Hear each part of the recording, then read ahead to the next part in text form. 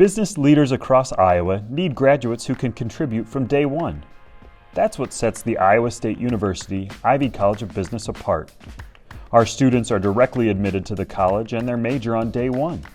That gives them immediate access to hands-on learning, career support, and industry connections. The result?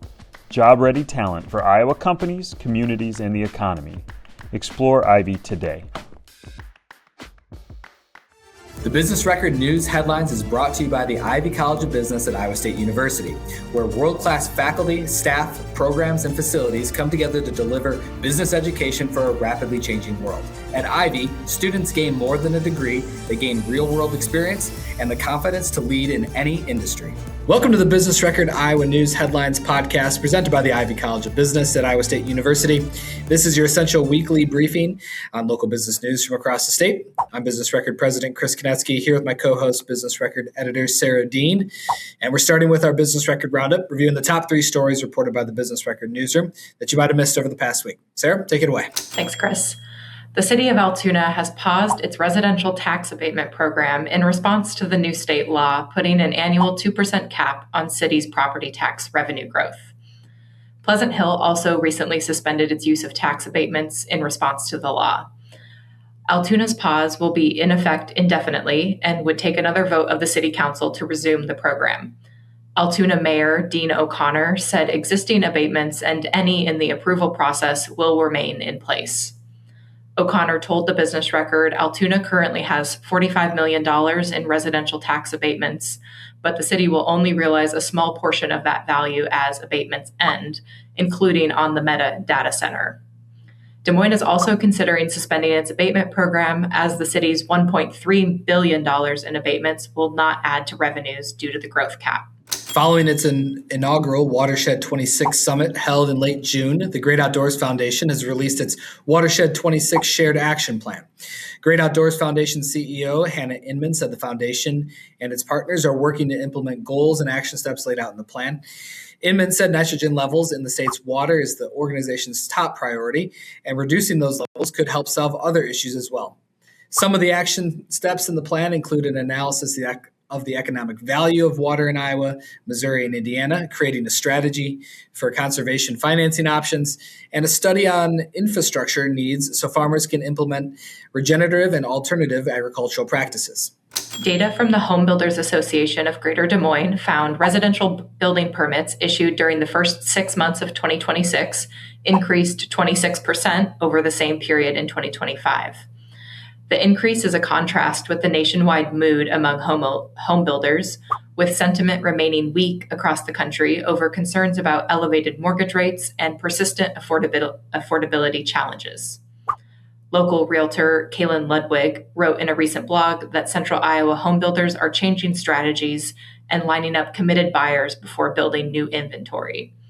In mid-July, there were 133 pending new construction homes, just over a third of which were custom or pre-sold homes.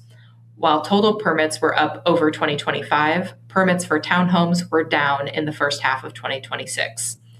The average value of a single-family home permit also increased 2.8% from 2025. You can read all these stories in full and more news at businessrecord.com. Next up, we have our statewide headlines with the news you need to know from across Iowa. The Iowa Capitol Dispatch reports Governor Kim Reynolds has appointed Stephen Waymeyer as the new administrator of the Iowa Lottery, a division of the state's Department of Revenue. Waymeyer succeeds Matt Strawn, who stepped down from the role in May to become CEO of Strategic America. Waymeyer has served on the Iowa Lottery's executive team since 2022 and has 30 years of law enforcement experience with the Des Moines Police Department. The Iowa Association of Business and Industry's third quarter survey found that Iowa employers are continuing to invest in their businesses, but taking a more cautious view of the economy going into the latter part of the year. Less than half of respondents have an optimistic outlook on the economy, but a majority are planning capital expenditures in the next quarter. With a new governor being elected in November, survey respondents also said Iowa's next governor should strengthen workforce development and talent attraction initiatives, maintain a competitive tax and regulatory environment, and encourage bipartisan solutions to improve the business climate. The Iowa Capitol Dispatch reports researchers at the University of Iowa are building an artificial intelligence system that will find patterns between NASA satellite data and Iowa water quality sensors to forecast nitrate fluctuations. Several water treatment systems in Iowa are working with the researchers, who hope the AI system will deliver forecasts that water utilities can use to plan for changing nitrate concentrations.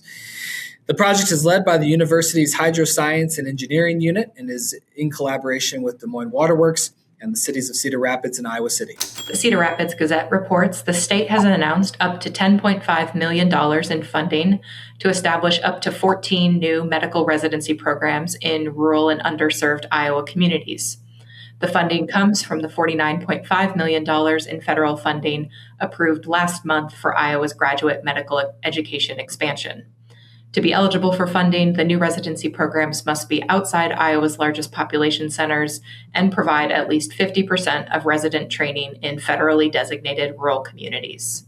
After a 5-year effort to expand rural broadband in Story County, leaders have secured funding to bring broadband to all unincorporated areas. Story County officials and Ames Regional Economic Alliance partnered on the broadband plan, which included $100,000 in American Rescue Plan Act funds to match grant applications from internet service providers.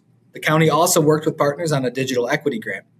Broadband has been implemented in the southern and eastern parts of the county, and the remainder of the areas will be built out over the next few years. The Ivy College of Business at Iowa State University is proud to introduce the Emerging Leader MBA Scholarship, a full ride opportunity designed to develop Iowa's next generation of business leaders. Full ride, full potential. Learn more and apply online at the link in the show description. That's our show for today. Before we go, we've got a couple of things for you to take with you through the rest of the week.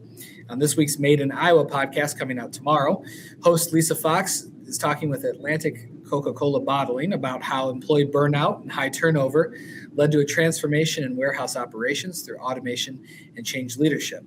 You can find that episode wherever you get your podcasts. And lastly, one fun thing to know, a new classical music festival is coming to Ames August 6th to the 9th. The Rolling Hills Music Festival was founded by Ames native and violinist Ari Dubin. Learn more about all 5 events happening around Ames at the link in the description. Thanks for joining us today, and thanks to our sponsors, the Ivy College of Business at Iowa State University. Each week, you can count on us for a dose of balanced news and the context you need.